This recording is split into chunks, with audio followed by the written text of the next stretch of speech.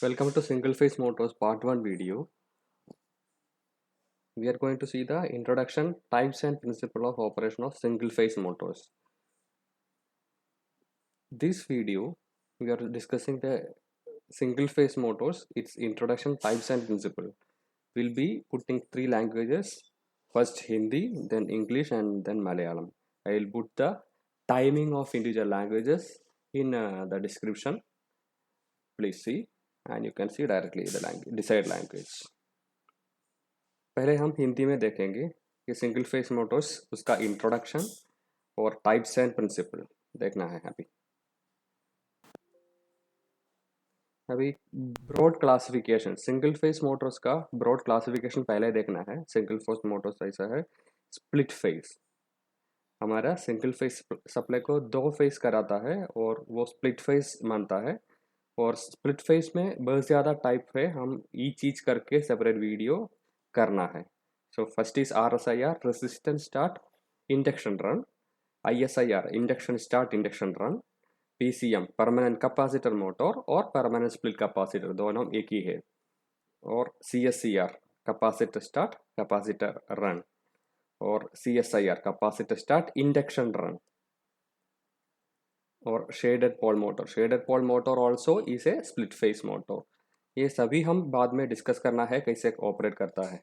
और दूसरा है टाइप मेन क्लास में टाइप कम्यूटेटर मोटर में रिपल्शन मोटर रहेगा। और repulsion motor classification plain repulsion motor बताता है, रिपल्शन स्टार्ट इंडक्शन बताता है और repulsion induction motor. Repulsion motor एक कम्यूटेटर मोटर है, उसमें तीन तरह का कैटेगरी है। और अगला है एसी सिंगल फेस मोटर का कम्यूटेटर मोटर है, दूसरा सीरीज मोटर और तीसरा है यूनिवर्सल मोटर। ये तीनों में कम्यूटेटर आप देख सकता है कम्यूटेटर। और अनएक्साइटेड सिंक्रोनस मोटर है तीसरा category. So split phase commutator and unexcited synchronous motor. इसमें आप देखेंगे रिलेक्टेंस मोटर और hysteresis motor. Reluctance and hysteresis will be discussing all this items and apart from this servo motor and stepper motors are also available, that also will be discussed in the later videos.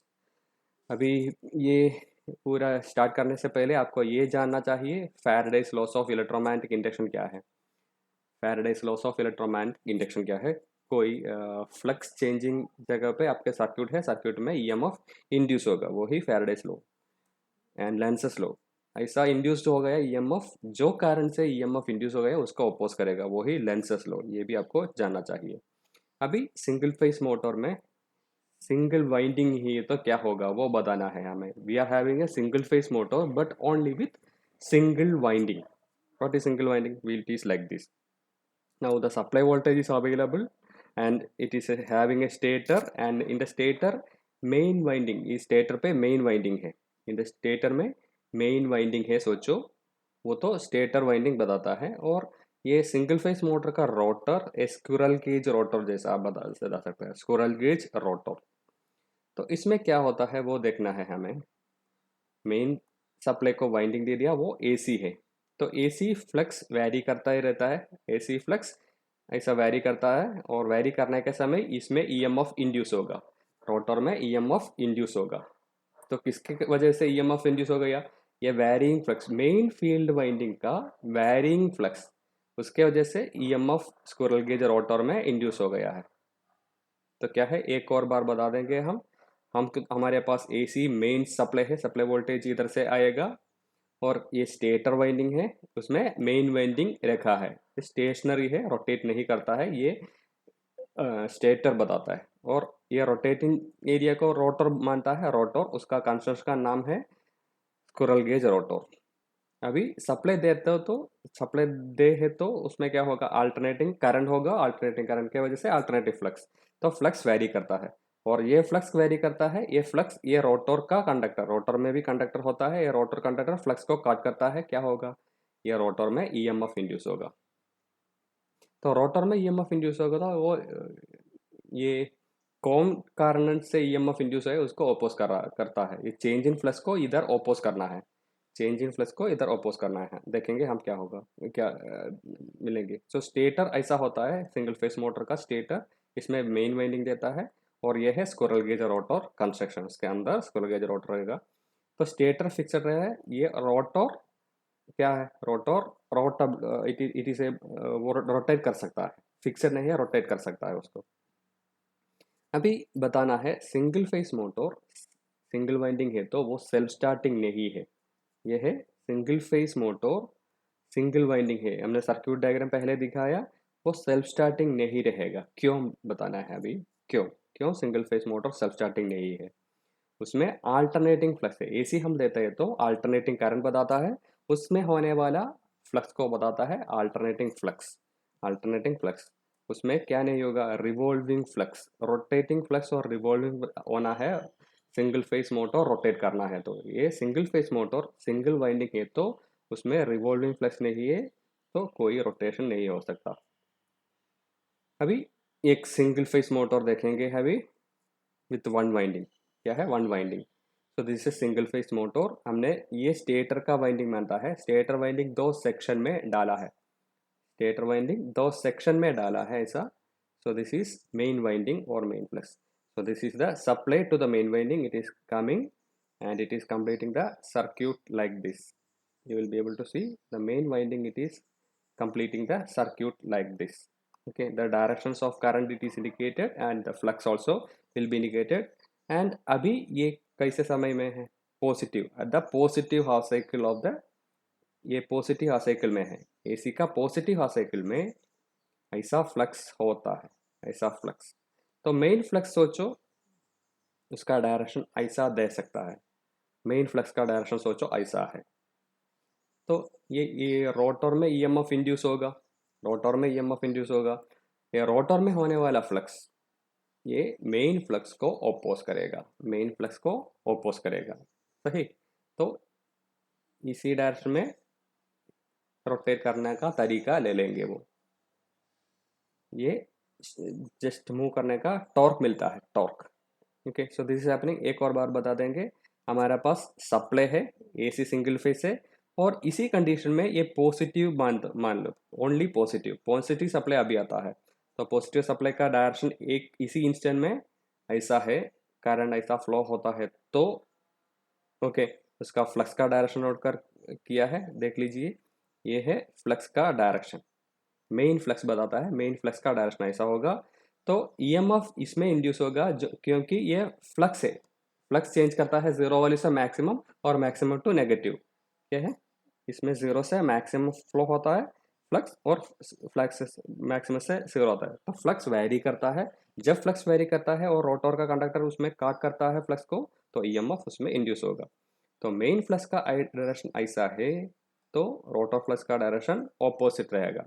तो ये रहा positive condition में, supply से torque होने वाला condition. तो direction of torque इसी condition में आप देख सकता है, यू कैन, अभी आपको जो सोच कर सकता है direction of torque opposite to main flux है। ओके, अभी ये पॉजिटिव में बताया दिया हमने, देख लीजिए अभी नेगेटिव कंडीशन में, नेगेटिव हाई साइकिल में कैसा है।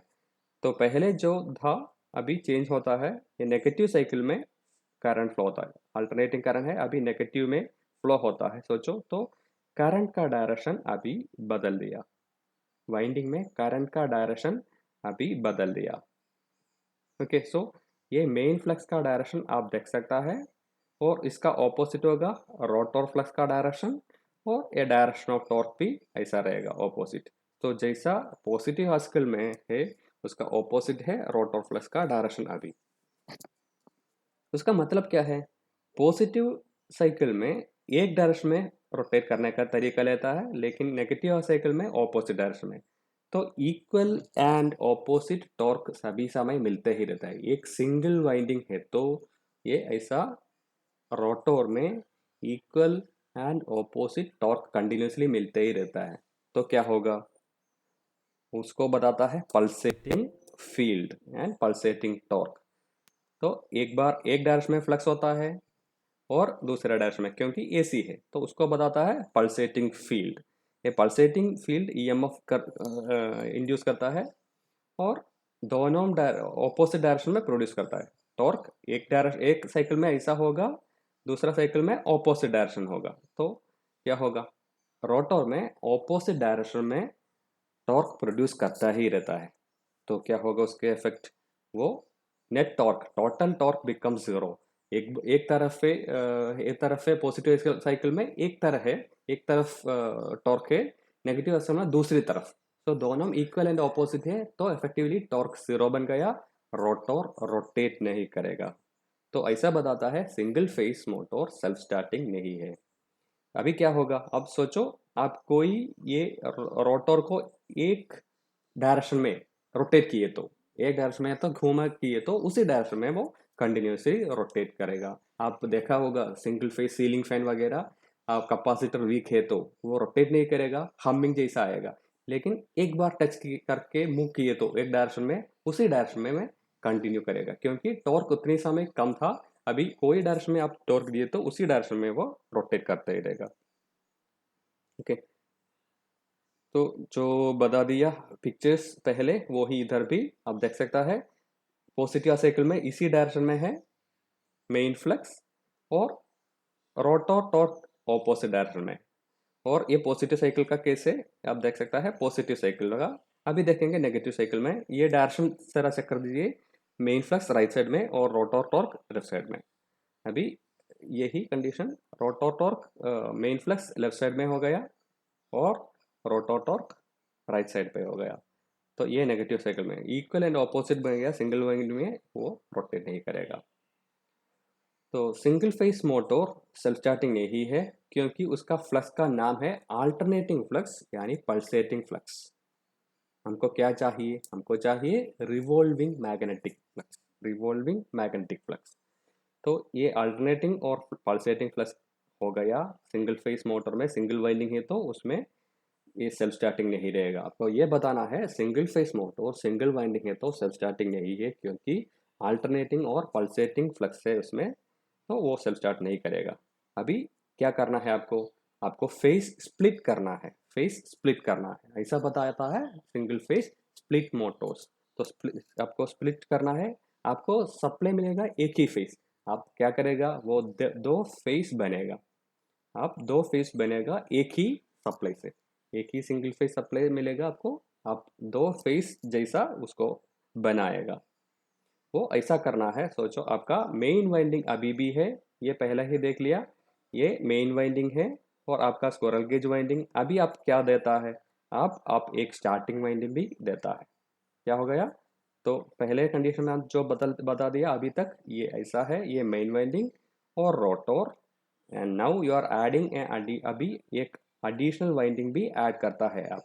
तो आप अभी एक और वाइंडिंग भी ऐड कर दिया, क्या कर दिया आपने, ये वाइंडिंग के सीरीज में आप एक कैपेसिटर डाल दिया, कैपेसिटर डाल दिया, क्या एडवांटेज है, तो फेज डिफरेंस होगा, ये मेन वाइंडिंग में होने वाला करंट और ये स्टार्टिंग वाइंडिंग में होने वाला करंट, ये दोनों में फेस स्प्लिट रहेगा, इफेक्टिवली दो फेसेस बनाता है।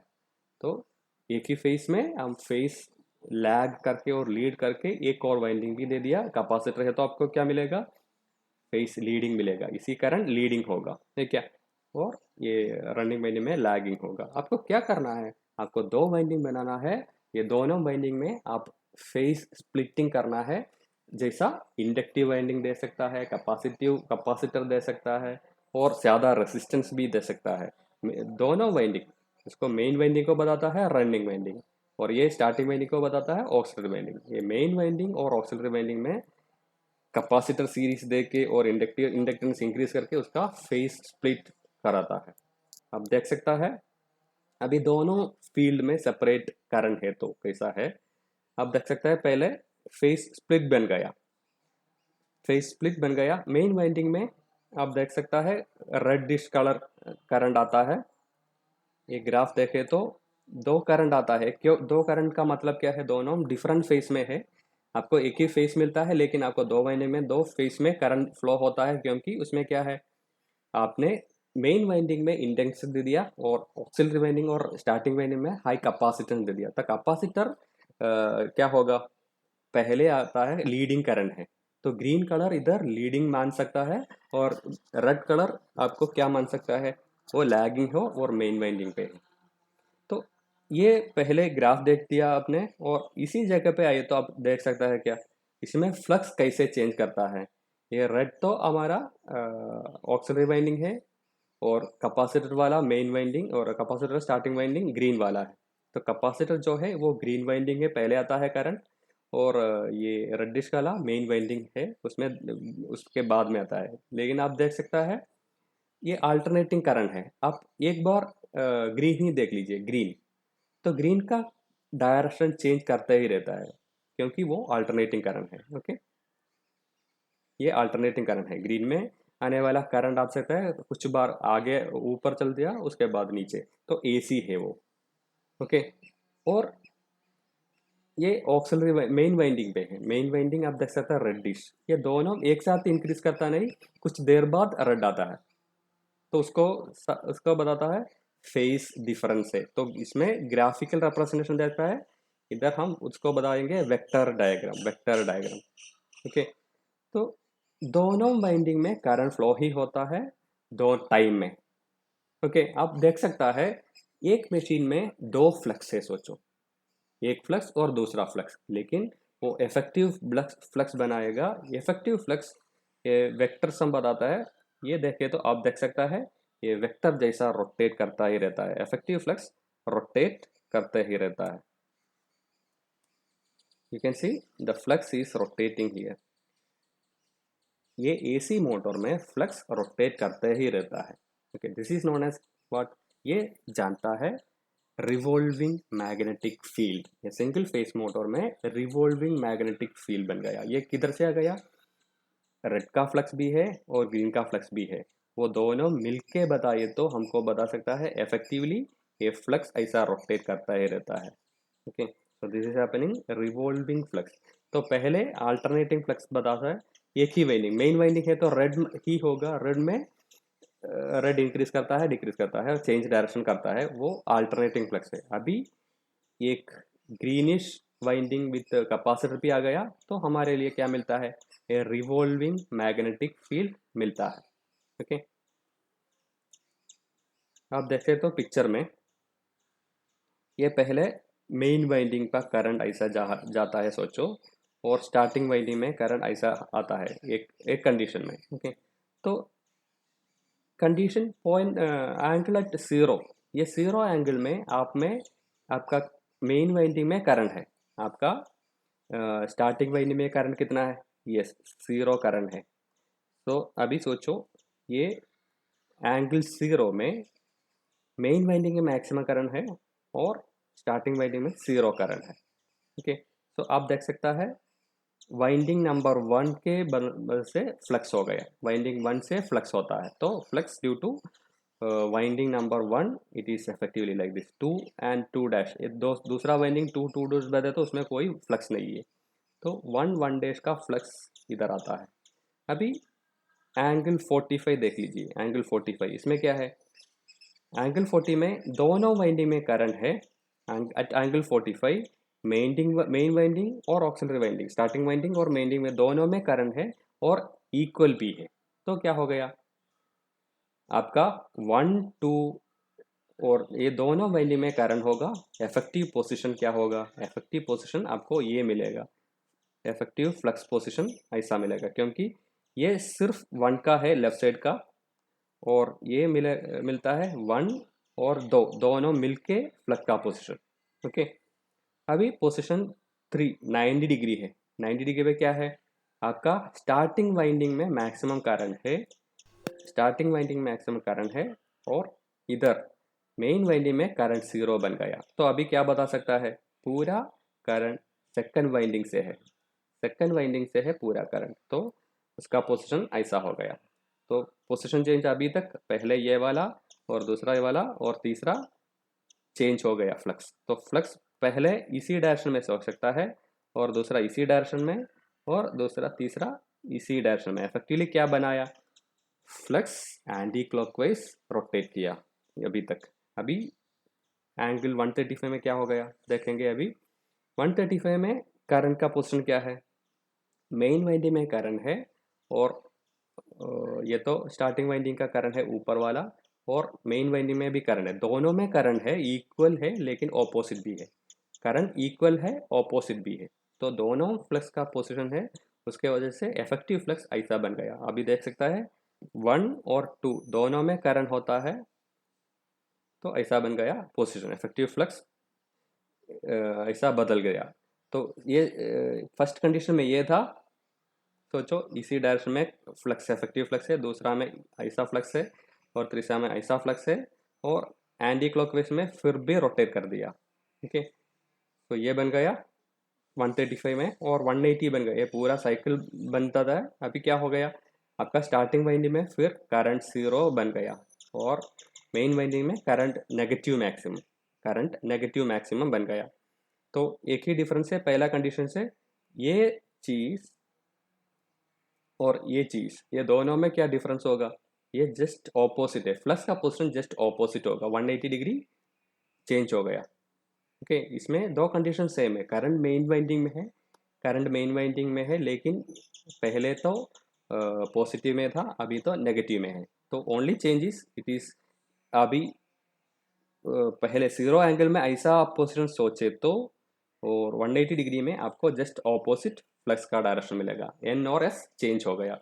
ओके, आप देख सकता है एन का और एस का पोलैरिटी, इधर एन इधर है और एस इधर है, और उसके बाद एन इधर आ गया, एस इधर आ गया, इसमें एन इधर आ गया और इस इधर आ गया, इनमें एन इधर आ गया और एस इधर आ गया, और इनमें इस एन इधर और एस इधर। ओके, तो ये first to last you will be able to see just N and S opposite बन गया। तो एक बार ये रोटेट किया, ये है rotating magnetic field in the single phase motor, ये है सिंगल फेस मोटर में रोटेटिंग मैग्नेटिक फील्ड बनने का chance. It is known as revolving field theory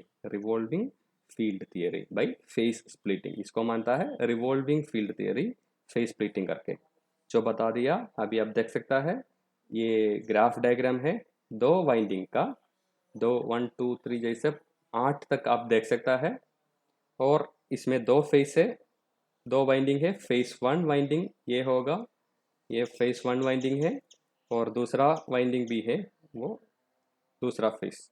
okay,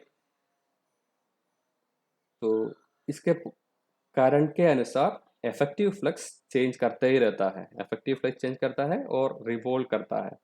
आपके लिए दो फेस बनाए तो यू विल बी गेटिंग, आपको रिवॉल्विंग फ्लक्स मिलता है। तो एक सिंगल वाइंडिंग है तो उसमें रोटेटिंग फ्लक्स और रिवॉल्विंग फ्लक्स नहीं रहेगा, उसमें अल्टरनेटिव फ्लक्स रहेगा। अभी ये बन गया रिवॉल्विंग फ्लक्स, ये बन गया रिवॉल्विंग फ्लक्स।